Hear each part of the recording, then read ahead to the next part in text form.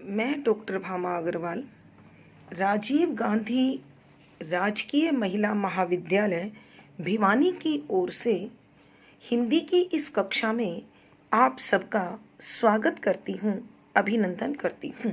आइए बच्चों, आज हम कबीर की साखी संख्या 11 से अपना अध्ययन आरंभ करते हैं। साखी 11। लंबा मार्ग दूरी घर, विकट पंथ बहुमार, कहू संतों क्यों पाइए, दुर्लभ हरि दीदार। प्रसंग। प्रस्तुत साखी हमारी हिंदी की पाठ्य पुस्तक मध्यकालीन काव्य कुंज में संकलित संत शिरोमणि कबीर दास जी द्वारा रचित कबीर की साखियों से उद्धृत है। संदर्भ। इस साखी में कबीर मानव समाज को समझा रहे हैं कि ईश्वर की भक्ति इस संसार का सबसे मुश्किल काम है। जब कोई भक्त भक्ति की राह पर चलता है तो उसे अनेक कठिनाइयों का सामना करना पड़ता है। बच्चों, आपने मीरा के बारे में सुना है, कबीर के बारे में सुना है, नरसिंह भगत के बारे में सुना है। जब भी कोई भक्त भक्ति अपनाता है तो लोग उसे भक्त कम, पागल ज़्यादा कहते हैं। ये तो बात रही बहुत बड़े बड़े भक्तों की। हम यदि अपने जीवन में भी देखें तो जैसे ही प्रभु के नाम का स्मरण आरंभ करते हैं, हमारे मन में न जाने कब कब के भूले हुए काम याद आते हैं, हमें उबासियाँ आती हैं, हमारे शरीर में अनेक प्रकार के परिवर्तन हमें दिखाई देने लग जाते हैं। तो कबीर यहाँ हमें समझाना चाहते हैं कि प्रभु का ध्यान लगाना इतना आसान नहीं है। यह संसार का अत्यंत मुश्किल कार्य है। इसी सत्य का उद्घाटन करते हुए कवि कहते हैं कि व्याख्या। पहले बच्चों, शब्दों के अर्थ। लंबा, बहुत दूर, लंबाई वाला। मार्ग, रास्ता, दूरी, दूर। घर, प्रभु का घर, अर्थात मनुष्य का मन, जहाँ आसानी से मनुष्य नहीं पहुँच पाता। हम सारी दुनिया को देख लेते हैं लेकिन अपने मन में नहीं झांकते हैं। विकट, मुश्किल, कठिन। पंथ, वही रास्ता। बहु, अनेक। मार माने रुकावटें। वैसे तो मार मारना होता है, लेकिन यहाँ मार का अर्थ है रुकावटें। कहूँ, बताओ। संतों, साधुओं। क्यों, किस प्रकार। पाइए, पाया जा सकता है। दुर्लभ, मुश्किल।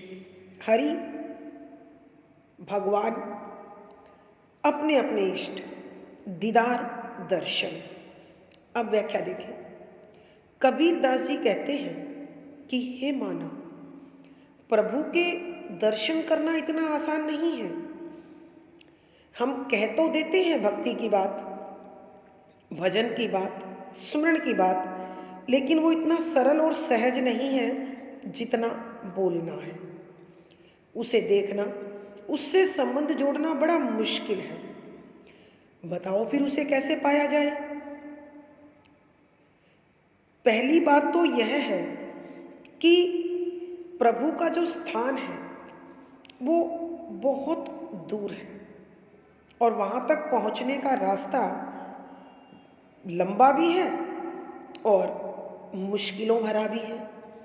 लंबा इसलिए क्योंकि अनेक भक्त जो उस रास्ते पर चले, उस रास्ते पर चलना एक साधारण मानव के बस की बात नहीं है।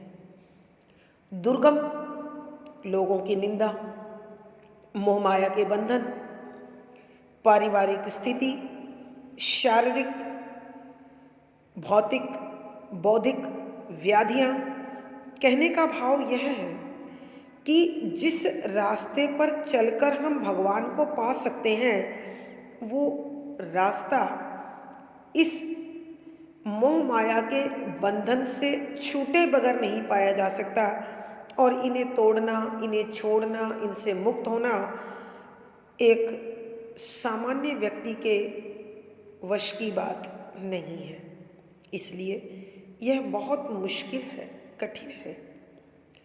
जब तक मनुष्य को काम, क्रोध, मद, लोभ, अहंकार के 5 बंधन अपने अंदर जकड़े रखेंगे, ये हर कदम पर हमारे लिए अनेक मुश्किलें पैदा करेंगे।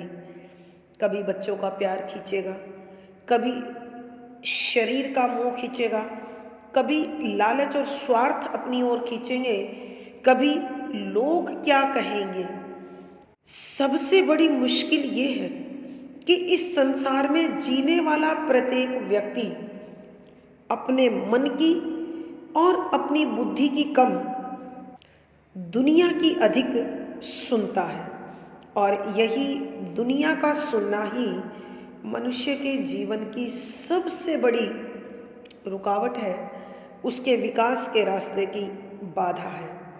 और फिर कवि ये भी कहते हैं कि जब इतनी सारी मुश्किलें इस रास्ते में हैं, तो प्रभु का दर्शन कैसे आसान हो सकता है। वो उससे भी कहीं अधिक मुश्किल है, क्योंकि भक्त को दर्शन देने के लिए भगवान उसकी भरपूर परीक्षाएं लेते हैं। आप किसी भी शास्त्र को, किसी भी धर्म ग्रंथ को, किसी भी भक्त के इतिहास को उठाकर देख लीजिए, भगवान उससे मिलने से पूर्व उसकी अनेक परीक्षाएं लेते हैं।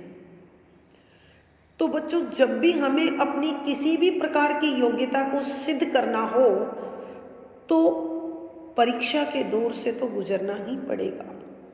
तो भक्ति के मार्ग की जो परीक्षाएं हैं, वो परीक्षाएं हमें अपने इष्ट परमात्मा तक पहुंचने ही नहीं देती। और यदि कोई इन परीक्षाओं को पास कर लेता है, पार कर लेता है, इन अड़चनों को जीत लेता है, तो फिर प्रभु उसके इशारों पर नाचते हैं, उसके जगाए जगते हैं, उसके सुलाए सोते हैं, उसके उठाए उठते हैं, उसके बिठाए बैठते हैं। अर्थात कवि के कहने का भावार्थ यह है कि भक्ति का मार्ग बोलना जितना सरल है, उस रास्ते पर चलना उतना ही मुश्किल है। और इस मुश्किल रास्ते को केवल एक ही साधन से जीता जा सकता है, वो है अपने मन की चंचलता को जीत लेना। विशेष ईश्वर प्राप्ति के रास्ते की जो जटिलता है, जो कठोरता है, उसका कवि ने सजीव चित्रण किया है। संदूकड़ी भाषा में रचा गया पद है, शांत रस है, प्रसाद गुण है, दोहा छंद है, ये शैली है, अनुप्रास, प्रश्न, उल्लेख, स्वभावो उक्ति आदि अलंकारों का सुंदर सटीक प्रयोग हुआ है। साखी संख्या 12। कबीर चित चमकिया, चहुदिस लागी लाई, हरि सुमरिण हाथों गढ़ा, बेगू लेही बुझाई। प्रसंग प्यारे बच्चों वही ऊपर वाले पद का है। अब संदर्भ पर ध्यान दीजिए। यहाँ कबीर इस साखी के माध्यम से हमें उसी मोहमाया के प्रभाव का वर्णन कर रहे हैं कि संसार में चारों ओर माया ने इतने सुंदर रूप बना रखे हैं कि वो जब हमें आकर्षित करते हैं, जब हमें अपने बंधन में जकड़ते हैं, तो प्रभु की भक्ति से सहज ही ध्यान हट जाता है और हम उसके आकर्षण में बंधते चले जाते हैं। तो कबीर कहते हैं कि हे भक्त, यदि तू सचमुच ईश्वर को पाना चाहता है, उसके दर्शन करना चाहता है, मुक्ति चाहता है, तो तेरे पास एकमात्र साधन है प्रभु के नाम का जाप। और जिस दिन उस प्रभु नाम के स्मरण में प्रेम का जल भर जाएगा, भक्ति का जल भर जाएगा, फिर तो ये मोह माया के बंधन की जो लपटें हैं वो तुझे छू भी नहीं पाएंगी। इसी प्रकार के भाव स्पष्ट करते हुए कवि कहते हैं कि व्याख्या। पहले शब्दों के अर्थ। कबीर कबीरदास। चित्त ध्यान, आकर्षण, चमकियाँ चमकता है, चमत्कार करता दिखाई देता है। चहु चारों, दिस दिशाएं, लागी लगी हुई, लाई माने आग। हरि प्रभु भगवान, सुमृण स्मरण जाप करना, हाथों हाथ में, घड़ा बर्तन, बेगे जल्दी से, लेहू लो, बुझाई बुझा। अब व्याख्या देखें बच्चों। कबीरदास जी कहते हैं चित्त चमकिया, कि मनुष्य के ध्यान को अपनी ओर चमक कर आकर्षित कर लेते हैं। कौन चमकता है? जिसकी ओर भक्त का ध्यान चला जाता है। ये चमकना है मोह माया के बंधनों के आकर्षण। जिसे धन से मोह है वो धन की ओर भागता है, जिसे परिवार से मोह है वो परिवार की ओर भागता है, जिसे संसार से मोह है वो दोस्तों की ओर भागता है, जिसे यश का लाभ चाहिए वो कर्म की ओर भागता है।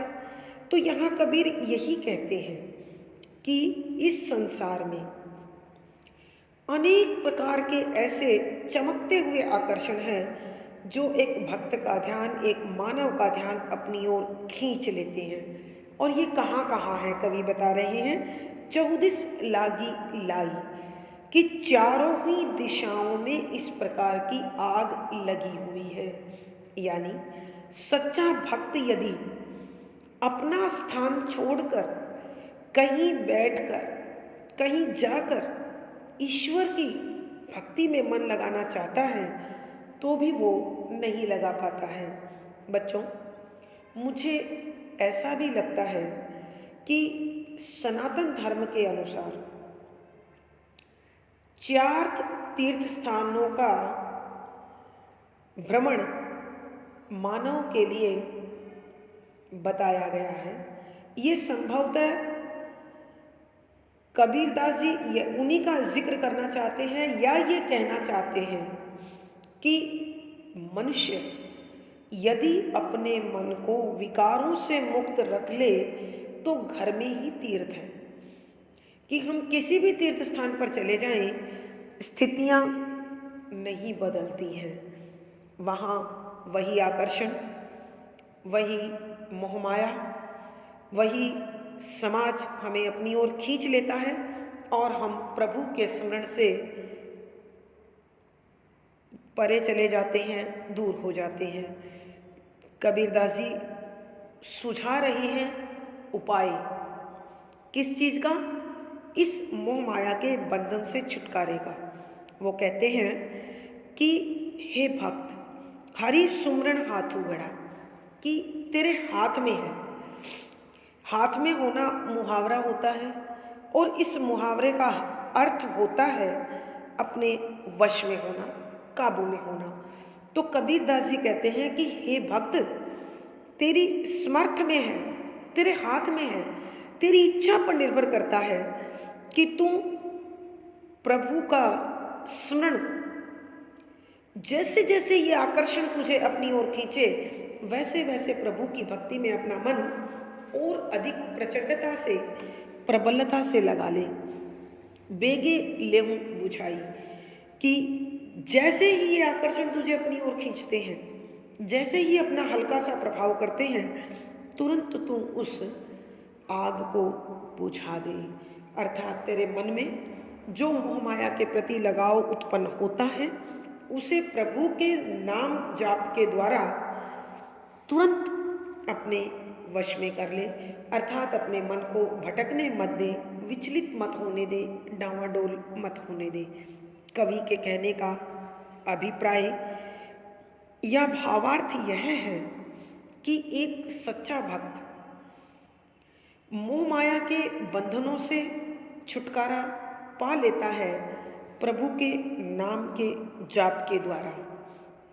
ये सत्य है। मोह माया का स्वभाव है संसार को अपनी ओर खींचना। बच्चों, आपने सुन रखा होगा साउथ पोल नॉर्थ पोल, उत्तरी ध्रुव दक्षिणी ध्रुव, दोनों एक दूसरे को विपरीत दिशाओं से खींचते हैं। तो इसीलिए जैसे जैसे भक्ति हमारे अंदर जन्म लेती है वैसे वैसे मोह माया हमें अपनी ओर खींचकर हमारी परीक्षा लेती है। तो अपने भक्ति के बल पर, नाम स्मरण के बल पर हमें अपने आप को मोह माया से दूर ले जाना है। विशेष यहाँ कवि ने नाम जाप, हरि स्मरण के प्रबल या अत्यंत शक्तिशाली मंत्र का महत्व बताया है। सद्दुकड़ी भाषा में रचा गया पद है, शांत रस है, प्रसाद गुण है। आप यहाँ अद्भुत रस भी लिख सकते हैं। काव्य का गुण प्रसाद ही रहेगा। दोहा छंद है, गेय शैली है और यहाँ चित्त चमकिया अनुप्रास अलंकार है। हाथू घड़ा रूपक अलंकार है, सांग रूपक भी कह देते हैं। बेगे लेहू बुझाई संदेश अलंकार है। यानी इस पद में अनुप्रास अलंकार, कारण अलंकार, सांग रूपक अलंकार, संदेश अलंकार आदि का सुंदर सटीक प्रयोग हुआ है। प्यारे बच्चों, आशा है आपको सारा विषय अच्छी प्रकार से समझ में आ गया होगा। कमेंट बॉक्स में लिखकर मुझे बताएं। वीडियो को लाइक करें, शेयर करें और चैनल सब्सक्राइब करें। पिछली वीडियो का लिंक आपको यहाँ प्राप्त हो जाएगा। धन्यवाद बच्चों। आपका दिन और जीवन सुखमय हो, आनंदमय हो, इसी शुभकामना के साथ आभार। धन्यवाद।